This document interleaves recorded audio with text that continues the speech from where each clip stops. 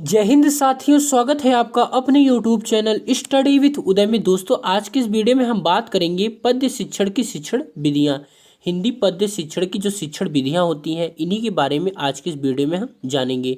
दोस्तों, इसमें महत्वपूर्ण जो आपके देख सकते हैं महत्वपूर्ण जो पॉइंट है, जैसे कि कौन कौन सी विधि है, तो बाल गीत तथा नाट्य विधि होता है, अभिनय प्रणाली होता है, शब्दार्थ कथन विधि होता है, व्यास प्रणाली होता है, रसास्वादन प्रणाली होता है, व्याख्या प्रणाली होता है, आदर्श प्रणाली होता है, समीक्षा प्रणाली होता है, तुलना प्रणाली होता है, और साथ ही साथ दोस्तों प्रश्नोत्तर या खंडान्वयन प्रणाली होता है।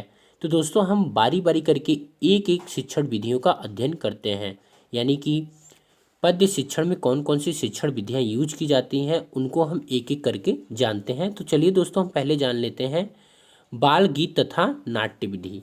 दोस्तों, बाल गीत जो नाट्य विधि होता है, जैसे कि आप देखते हैं कि बच्चों को छोटी उम्र में उन्हें नाटक करना और बाल गीत के माध्यम से किसी चीज़ों को आसानी से समझाया जा सकता है। क्योंकि दोस्तों, बाल गीत और नाट्य से क्या होता है, विद्यार्थी का जो हृदय होता है वो पूरी तरीके से झंकृत हो जाता है, और गीतों के सुमधुर स्वर व ताल के साथ गाने में बालक को आनंद आता है। तो इससे क्या होता है कि वह जो बच्चा होता है वह काफ़ी अच्छे तरीके से सीखने का प्रयास करता है और सीख भी जाता है। तो यह एक उत्तम विधि मानी जा सकती है छोटे कक्षा के लिए, कि बाल गीत तथा नाट्य विधि का यूज होना चाहिए। और इस विधि में क्या होता है, बालक के अंग संचालन के साथ साथ व्यक्तिगत एवं सामूहिक दोनों ही प्रकार के काव्य पाठ करना भी सीख जाते हैं। मतलब नाट्य विधि में क्या होता है कि बालक अपने अंग संचालन भी करता है, मतलब टहलता फिरता है, और साथ ही साथ बोलता भी रहता है, गीत भी गाता रहता है। तो उससे क्या होता है, उससे होता है कि जो काव्य पाठ होता है उसको अच्छी तरीके से सीख जाता है। दोस्तों, अभिनय प्रणाली। अभिनय प्रणाली क्या होता है, तो अभिनय प्रणाली में दोस्तों थोड़ा सा ड्रामा टाइप का हो जाता है, या जिसे हम एक्टिंग कह सकते हैं। तो इस प्रणाली में गीत के साथ साथ अभिनय भी किया जाता है। इस प्रणाली में बालक काव्य का अर्थ व भाव आसानी से समझ लेता है। जो मतलब यह प्रणाली होती है, इसमें मतलब कि गीत तो चलेगा ही साथ, और साथ ही साथ एक्टिंग भी चलती रहती है, जिसके कारण जो बच्चा होता है वह काव्य के अर्थ और भाव को आसानी से समझ लेता है। पहले शिक्षक का काव्य पहले शिक्षक काव्य स्वर वाचन कर अंग संचालन करता है। मतलब जो टीचर होता है वह क्या करता है, अपने अंग संचालन द्वारा एक्टिंग करके दिखाता है। तो उसके बाद विद्यार्थी उन्हें क्या करते हैं, ध्यानपूर्वक सुनते हैं और गीत गाते हैं। जैसे मैं आपको एक पोएम सुनाऊँ कि कुत्ता बोला भौं भौं, बिल्ली बोली म्याऊं म्याऊं, देख भागते चूहा बोला कहाँ भागती बिल्ली म्याऊं। तो दोस्तों है ना, तो एक मतलब कि एक अच्छा है जिसमें कि बच्चा अच्छे तरीके से सीख पाता है। नेक्स्ट दोस्तों, हम देखते हैं शब्दार्थ कथन विधि। शब्दार्थ कथन विधि क्या होता है, आजकल दोस्तों हर लगभग स्कूलों में ये विधि बड़ी तेज़ी से चलती है, और यह एक गलत विधि है। इसमें क्या करता है कि शिक्षक एक एक पंक्ति में आए हुए शब्दार्थों को क्या करता है, बताता है, और एक एक पंक्ति का भावार्थ समझाता है। और इस प्रकार पद्य पाठ भी गद्य पाठ की तरह नीरस हो जाता है। मतलब जब क्या करता है, शिक्षक जो होता है वह पद्य में आए हुए एक एक शब्दों को उसका भाव स्पष्ट करता है, और साथ में फिर उसकी व्याख्या करता है। तो इसमें क्या होता है, ये थोड़ा सा बोरिंग टाइप का लगने लगता है। जैसे कि गद्य में होता है उसी तरीके से इसमें भी लगने लगता है। इस प्रणाली के द्वारा काव्य शिक्षण के एक भी उद्देश्य की पूर्ति नहीं हो सकती। मतलब कि यह एक बेकार विधि है, हम तो कहेंगे शब्दार्थ विधि, शब्दार्थ कथन विधि। जब इससे कोई उद्देश्य की प्राप्ति ही नहीं रही, तो इस विधि को लाने से क्या मतलब निकलता है। दोस्तों, कविता संख्या में कम हो तभी काव्य सौष्ठव और काव्य सौंदर्य की ओर शिक्षक का ध्यान आकर्षित हो जाता है। कभी कभी आप देखते हैं किताबों में ढेर सारी कविताएं आ जाती हैं, ढेर सारी कविताएं आती हैं, जिसके कारण जो शिक्षक होता है उसका मन नहीं लगता है, बोरिंग लगने लगता है कि इसमें ढेर सारी कितनी विधियां आ गई हैं। अब दोस्तों, हम बात कर लेते हैं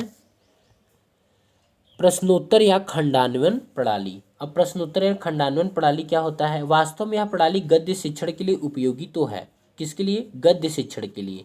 परंतु इस प्रणाली का उपयोग लंबी चौड़ी वर्णनात्मक, कथात्मक एवं ऐतिहासिक पद्यों को पढ़ाने के लिए उपयोगी है।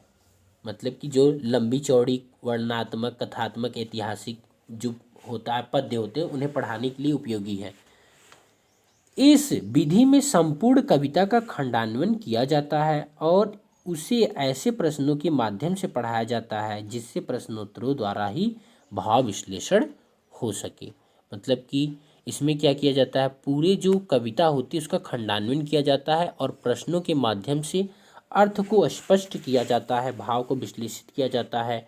पद्य को खंडों में विभाजित करके उनका अर्थ स्पष्ट किया जाता है। खंड खंड को जोड़कर संपूर्ण कविता का भाव स्पष्ट किया जाता है। इस प्रणाली में प्रश्नों के उत्तर द्वारा भावों का स्पष्टीकरण कराया जाता है। ऐसी कविताओं में जिनमें काव्यात्मक कम हो यह प्रणाली अपनाई जाती है। जिसमें काव्यात्मक कम होती है उसमें यह प्रणाली क्या होती है, अपनाई जाती है।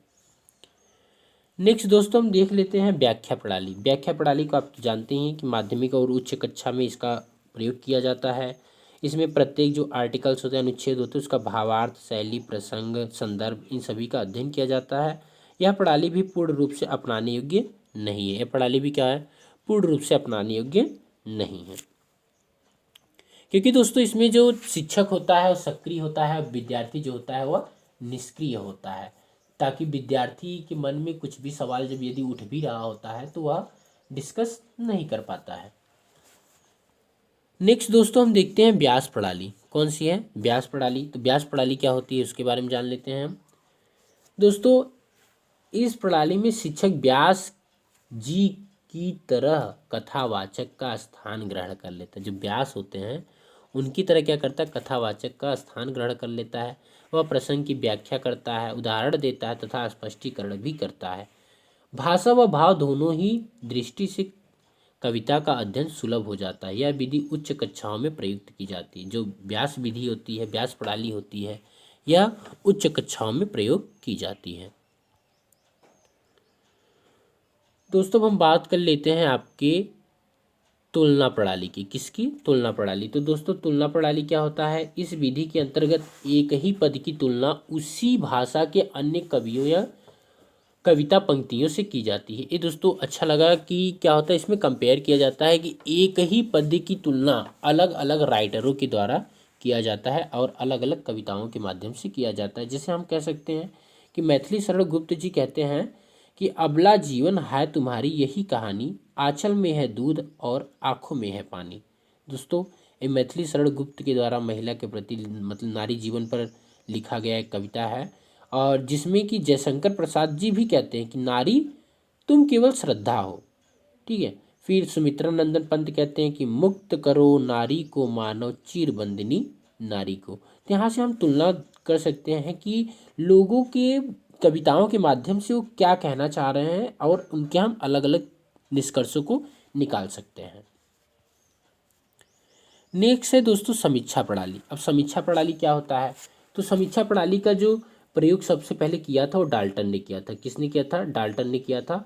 और इसमें शिक्षक का कार्य केवल सहायता करना, पुस्तकों के नाम बतलाना एवं संदर्भ पुस्तकों की सूची बनवाना। इसमें क्या होता है, जो शिक्षक होते हैं वह सिर्फ क्या करते हैं, सहायता करते हैं। जैसे पुस्तकों का नाम बताएंगे, संदर्भ पुस्तकों की सूची बनवाएंगे। इस विधि में शिक्षक विद्यार्थियों की सहायता करता है। इसमें क्या करता है, शिक्षक जो होता है विद्यार्थियों की सहायता करता है। इसमें समीक्षा के सिद्धांतों की कसौटी पर प्रत्येक कविता को भाषा, भाव, रस, अलंकार आदि के आधार पर कसकर परखने एवं मूल्यांकन करने का प्रयास किया जाता है। दोस्तों इसके बाद है आदर्श प्रणाली। तो आदर्श प्रणाली क्या होता है इसके बारे में हम जान लेते हैं। तो आदर्श प्रणाली दोस्तों आजकल पद्य शिक्षण में करना इसका बहुत ज़रूरी है, मतलब इसका उपयोग करना काफ़ी ज़रूरी है, क्योंकि कविता का वाचन, व्याख्या और भाव विश्लेषण इसी के माध्यम से किया जाता है। इस प्रणाली में दोस्तों समस्त प्रणालियों का मधु संचय करने का प्रयास किया जाता है। मतलब जितनी भी प्रणालियाँ हैं अभी तक हमने पढ़ी है सबको इसमें इंक्लूड करने का प्रयास किया जाता है।